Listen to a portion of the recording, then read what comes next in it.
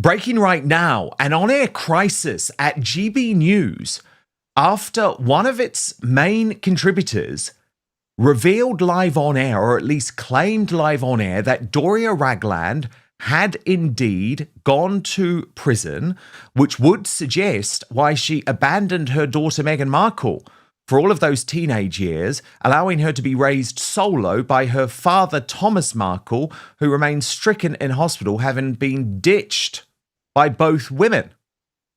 Now, remember, this is an accusation that has at least been heavily hinted at before, including by Tom Bower, who wrote the book Revenge on Meghan's previous life. At the same time, exactly what went down has been shrouded in secrecy.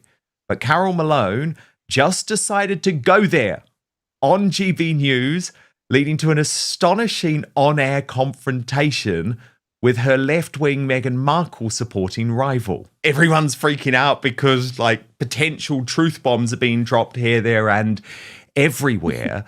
But maybe that's why she brought up the king's prostate to try and change the conversation quickly. Exactly. And it's also he doesn't really, he's made it clear he doesn't want anyone to know the details of his cancer treatment. Yeah. So, Doria, are we ever going to find out the truth, Tash, about what she got up to? Of course, both Lady Colin Campbell and Samantha Markle on special episodes here on Outspoken have revealed a lot about what was going on during those years, which did seem to include at least the proximity to drugs. What do you make of this new on-air claim? Oh, I've got to be careful here, Dan. But I think it's obvious that Doria was away for a large amount of time, which would be consistent, say, with a prison sentence. I've also heard stories over the years that she joined a hippie commune, which is also believable when you think of Doria. She looks like someone that would be a hippie. She just decided she didn't want to be a mum anymore. You do read stories like this. I mean, as I said, it's clearly obvious that she was away for a length of time. She does seem to have been around her daughter when she was younger, and then she got back involved when Meghan was an older teenager. You saw her at her graduation. So there is a big gap in between that I think would have been consistent with that. But at the moment, it's speculation. I don't think it's going to be revealed because I think if it is true, it would have been covered up. I can't remember, but I'm pretty certain that when these rumors first started circulating, they said that for Doria to have been flown over and been inside the royal palaces and being treated as a member of the family, if she had a criminal conviction, there is issues there. So I honestly don't know. There's so many stories that go around regarding this woman, but someone's obviously not telling the truth. And it seems there has been quite a big cover up. If she'd have joined a hippie commune, I think we would have heard more about it. I think there has been some sort of a patch job because it wouldn't have looked good. The new Duchess of Sussex, her mother's an ex-jailbird. So I think there has been obviously tweakage of people's information, but I'm not sure we're ever going to find out. And I think probably the same applies to claims about a Meghan Markle sex tape. I mean, there have definitely been topless pictures and some naked pictures and videos, which I had been shown in the past, which were part of that leak. But now an older clip is going newly viral, Tash. And this is from Kevin Blatt, a celebrity tape broker. And it is from the Your Mom's House podcast, where he describes, or at least claims, to have received a call in 2018 from a woman saying that she possesses a 4-year-old sex tape of Meghan about to marry a prince. So, of course, the implication is that it's Meghan Markle, although there is no confirmation of that. And it alleges that the tape involves oral sex filmed by a Florida photographer. I have seen that clip. I remember that clip actually going around, I think, the first time round.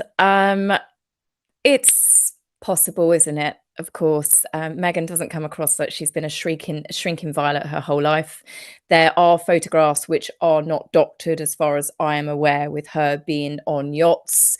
There are photographs that I've seen as well where she, these aren't the ones, there are some ones where you can quite clearly see it's AI, but she is on yachts with other beautiful young women. One of them happens to be Epstein's former girlfriend. There's a couple of photographs because they all knew each other.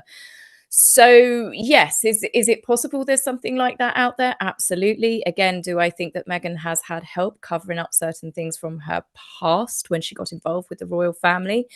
Yes, I would imagine so. Are we ever going to find out the truth? I don't know. It depends who covered it up. But yes, I wouldn't be surprised. And that's not just because of my dislike of Meghan, but I think it's from what I understand of the parties she used to frequent, the sort of people she used to hang around with. I mean, Soho House is definitely a place for young, beautiful people to meet older, richer executives. People, if you scratch my back, I can scratch yours. That sort of, not all Soho House, but it's obviously a place where things like that do go on. So I wouldn't be shocked. But again, I don't think we're going to find out the truth. I think that's been locked away in a box somewhere with a key alongside whether Doria Ragland has done prison time. Tash, there's been so much bizarre stuff PR-wise from Harry and Meghan this week. Clearly an unhappy couple, as we saw in the With Love Meghan holiday celebration. But I think one of the biggest oddities was this piece from People magazine. Now, we know People magazine is like the official mouthpiece for the Sussexes. I've said it for a long time, but confirmation this week that 20% of the website traffic for Was Never comes directly from People magazine. So, I mean, there's a symbiotic relationship between People and Harry and Meghan. They need to keep People sweet because it's sending potential customers to Was Never. And let's be honest, there's not many potential customers, so they desperately need it. But this article was totally bizarre. Let me just take you through it.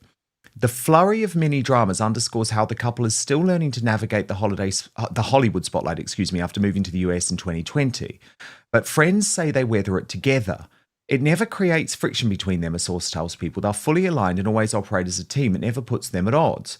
While Meghan tends to dismiss outside chatter, what she herself calls just noise, Harry is known to take the commentary more to heart and remains especially protective of her.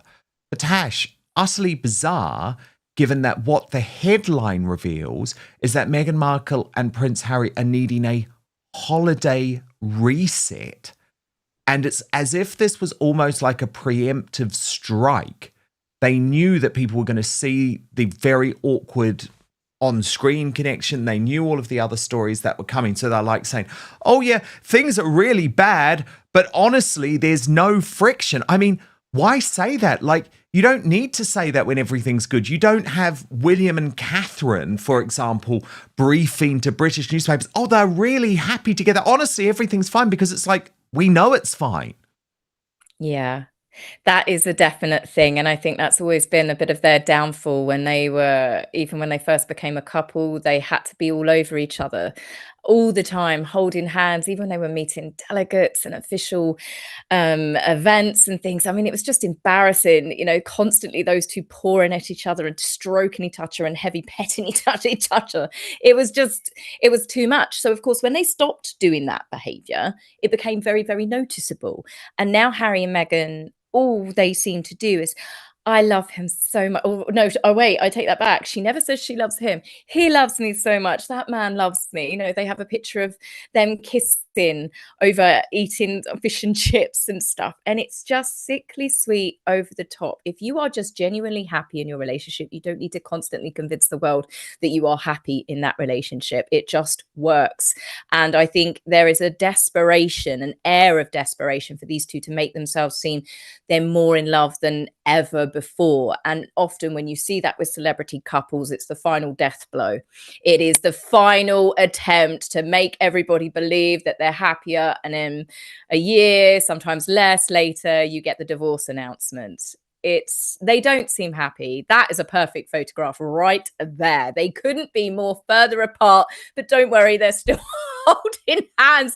Harry looks like he's on his phone. Neither of them care about the kid that's just going into a pumpkin patch, sadly, all by himself. They're not connected as parents, let alone as husband and wife. That's one of the saddest pictures I've ever seen of that family, honestly. Now, Tash, the figures are in. and we knew it was going to be bad, but they are worse than bad. Thank you to the Salty Duchess for this, who's always done great work. Look at this, Tash.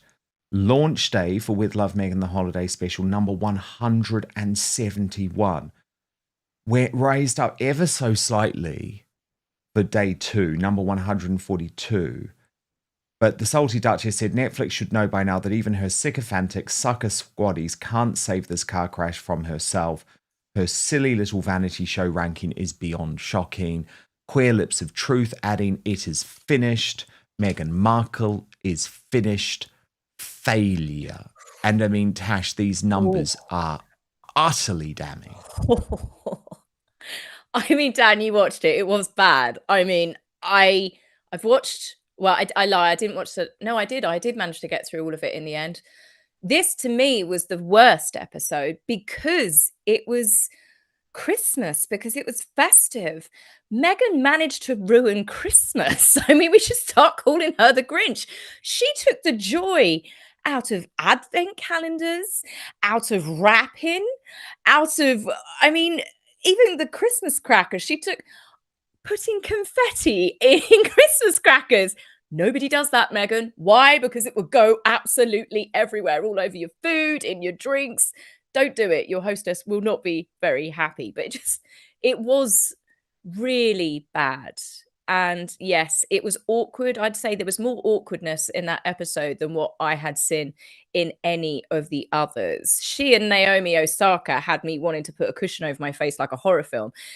Both Naomi came across as really lovely, but the friction, honestly, it was just painful. Those two women couldn't be on different planes if they tried. More if they tried. Well, totally. And Tash, I was really taken by one of the moments that you picked out. You posted on X. Meghan was not impressed that Kelly, this is, the best mate, isn't it? Kelly's Ashvin, and her wreath got a compliment from the Netflix crew. And actually, when you look at the video that you picked out, Tash, it's really obvious. No, she didn't. You could really see it. She was completely she didn't even look over at Kelly's wreath or anything. And I can't help but feel like a few people said as well, perhaps the Netflix crew was so sick of Meghan that they decided to wind her up. Oh, Kelly, we love your wreath, just to watch her reaction. She was the same on an episode with Daniel Martin, the crime makeup artist, when he made a little floral arrangement and he was getting compliments from the chef, David Chang, and then a few other people commented. And Meghan just walks away, just looks off like, you can just see it. She is that spoiled child that we saw wearing that fake crown at the kid's birthday party. She has to be the center of attention, and she did not like that one bit. It was definitely funny to watch, though. And Princess Carparkle posted in regards to one of those moments that you spoke about, Tash, with Naomi Osaka, the tennis star. Meghan paints plates with Naomi, who looks like she'd rather be anywhere else. She must have owed someone a favor because they're almost 20 years apart in age. What could they possibly have in common? Making crafts, cringe fest. Watch a little bit of this. It's important to always try things that we're not so great at, which I should remind myself when I try to draw or get on a tennis court. And I mean, as Meghan's mole pointed out, Tash, this stupid idiot has never picked up a tennis racket in her entire life. You can tell by her spindly arms. But why did Meghan Markle mention tennis? Catherine is an incredible tennis player and has been playing for many years. Oh, it all makes sense, doesn't it? But she just couldn't stand Naomi Osaka, could she? Because Naomi Osaka is an actually successful woman with an actual talent playing tennis who has turned that talent into not a grift, but an actually genuinely successful career as a fashion designer for Nike of really interesting and daring tennis clothing. I mean, look, I'm no big fan of Naomi Osaka. I don't know much about her. But what was very obvious is that Meghan didn't embrace her like she embraced loads of the other sycophants on the episode, the weirdos on the episode. She viewed her as a massive threat.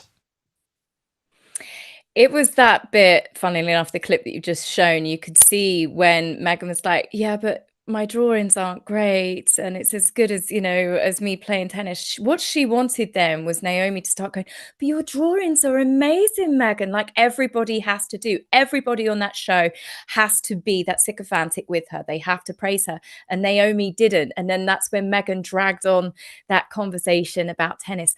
There's so many references when it comes to Meghan and the Princess of Wales. She's clearly obsessed. We only saw recently there was an artist that Catherine had got to design her Together at Christmas Carol pamphlet, the order of service last year.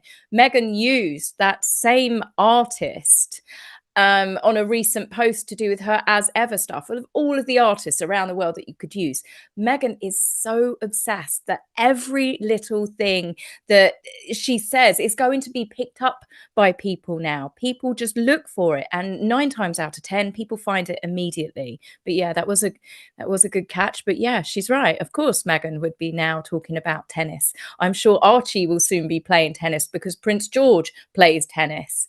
And the obsession will carry on down through the children and getting the children to compete with the Wales children. That's why we saw them at that awful staged charity food prep place, wasn't it? Exactly, for Thanksgiving. And by the way, if anyone served me the green wreath crudité plate, which Meghan gave Naomi Osaka, I'd be out of there. So no wonder Naomi was miserable with her. It's like, what? What? I've come to your house for Christmas and you've served me raw broccoli on a crudité plate? I'd be miserable too. Yeah, there's no amount of chili oil that was going to save that dish, honestly. But don't forget, Dan, the amazing bit, the real festive bit wasn't just the broccoli or the asparagus. Meghan popped peas because it brings joy to people. I know, we'd never thought of that, had we? Now, we spoke about Carol Malone at the top of the show, Tash, in regards to the fact that she had dropped this, prison bomb, the prison bombshell on GB Carol. News. Well, indeed. And you might say go Carol here as well, because I feel like what the Sussex squad are failing at these days are to keep trying to pin any criticism of their hero to racism. And it's something that worked in the mainstream media for a long time. I believe it's now trying to collapse. And I wanted to show you and sort of illustrate this collapsing in real time. And it came on the UK Jeremy Vine show. This wasn't hosted by Jeremy Vine. There's a fill-in host. But it's one of those shows, Tash, where members of the public call up. But they're usually planted, right? And this was clearly a Sussex squad plant. And it doesn't work anymore, does it? Like, it did sort of work. It tricked the mainstream media, the regime media in 2020 and 2021. It don't work anymore. Like, all of our horror and disgust, which, by the way, has been felt around the world about Meghan Markle doing absolutely nothing when her father has his leg amputated. Like, none of it's about race. No, of course it's not. It always has been. It's always come down to character. I mean, Harry is another person that people just don't like because of the things that he's done. It's the way he's treated people. It's got nothing to do with the fact that he married a biracial woman. It's because Harry has turned out to be a complete and utter jerk. In fact, since Harry has stepped away from the prince he was born and the man he's become, as it turns out, he's not a very nice man. And he has also chosen a wife who happens to be not a very nice person. And I think a lot of people picked up on that in the beginning because you started seeing the shift in Harry changing. And I don't think now, I was one of the people that thought, oh, it was Meghan manipulating him. No, I think she emboldened Harry because of her terrible behavior. She nurtured that out of Harry. I don't think that Meghan tricked Harry into becoming this terrible person that's been awful to his family. I think Meghan literally watered the seed that was already there. And the more confident that Harry got walking away from his staff, his family, his advisors, and the more he listened to his wife, who quite clearly still treats people awfully, he's just started going, oh, I can treat people like this and get away with it. And that's why those two are two peas in a pod, and they truly do deserve each other. So I don't think that and I hope that they don't divorce. I hope they stay together, because I don't see the point in them trying to ruin two other people's lives if they move on and remarry. Two peas in a half-opened, joyous little festive pod on a revolting crudité platter of raw broccoli, which we don't want to eat. No. Tash, you're absolutely brilliant. I actually watched your review of With Love, Meghan, which I highly recommend. It's brutal. It's probably even more brutal than mine. To see that for much more analysis, make sure you subscribe to According to Taz on YouTube. And by the way, I love your Christmas deco. Thank you, Dan. We have brought festivities to the Canal household. You're putting me to shame. I'm going to have to yes, sort myself out over the weekend. I know. Come on, Dan. I'm the most festive person in the world. I've been so busy, but no, I'm going to have to sort it out over the weekend. I'm going to have to, but it's not going to look as good as I'll yours. hold you to that next week. Guarantee it. The headline combines several attention-grabbing elements at once. First, it references an alleged scandal involving Meghan Markle. Second, it introduces the phrase, jail time, implying criminal or legal controversy connected to Doria Ragland. And third, it claims that some kind of massive on-air blunder accidentally exposed hidden information to the public. This structure is designed to create immediate emotional curiosity. The audience is encouraged to believe that shocking information has finally slipped out publicly and that viewers are about to discover something major that was supposedly hidden before. However, the title itself provides no direct evidence, no confirmed statements, and no clear sourcing to support the seriousness of the claims being implied. One of the most powerful click-driving tools in modern celebrity media is the idea of a live television mistake or accidental revelation. When audiences hear phrases like, caught on camera, live TV mistake, or on-air blunder, it creates the impression that someone accidentally revealed hidden truth without meaning to. That creates suspense and makes the story feel more authentic and dramatic. But in many viral stories, these so-called blunders often turn out to be clips taken out of context, exaggerated interpretations, edited commentary, or simple verbal mistakes amplified into major scandals. The phrase itself is often more dramatic than the actual event being discussed.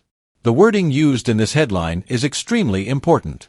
Terms like sex tape, jail time, truth revealed, and massive blunder are emotionally loaded phrases specifically designed to maximize clicks, reactions, and watch time. This style of language immediately frames the story as scandalous before any evidence is presented. In celebrity and royal media, emotional intensity often becomes part of the marketing strategy. The more shocking the wording, the more likely viewers are to click, comment, and share the content online. And once a story starts trending, algorithms push it even further regardless of whether the underlying claims are verified.